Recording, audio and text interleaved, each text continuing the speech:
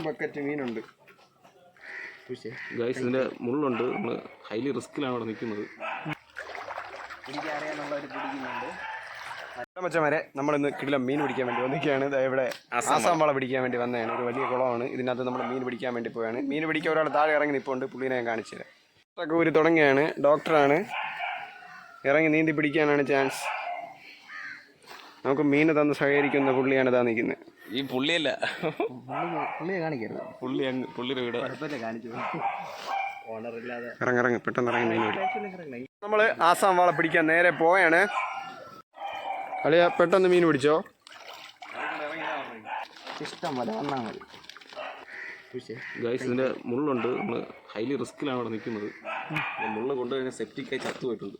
പല ഇതൊന്നെടുത്തിട്ടല്ലേ എന്നെ ഊക്കി വിടുന്നു.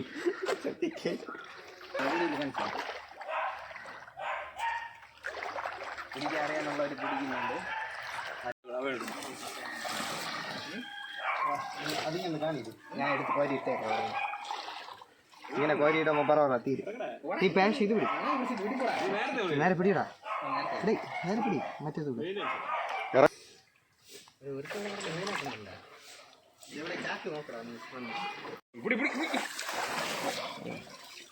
എന്താണ് പറയാനുള്ളത്? കഷ്ടപ്പെട്ട് പിടിച്ച് നമ്മൾ വീഡിയോ എടുത്തത് മീനൊക്കെ പിടിക്കാൻ പറ്റിയിട്ടുണ്ട്.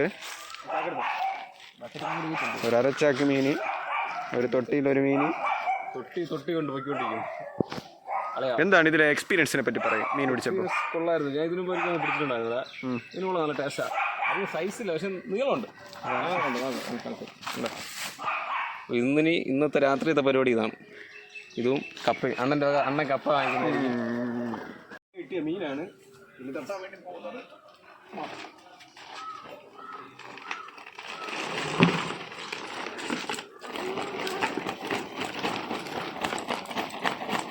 ഒരു ബക്കറ്റ് മീനുണ്ട്.